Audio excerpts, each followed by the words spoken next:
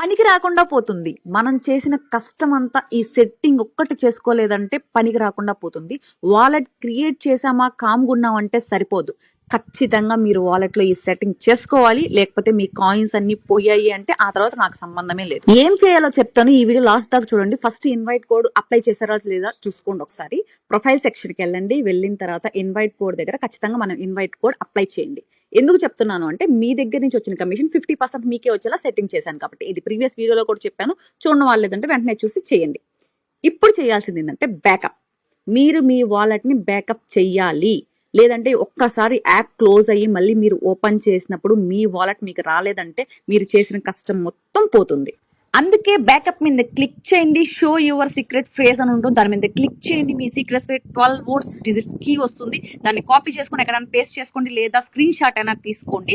తీసుకున్న తర్వాత మీకు వర్డ్స్ అడుగుతారు. అంటే థర్డ్ వర్డ్ ఏంటి,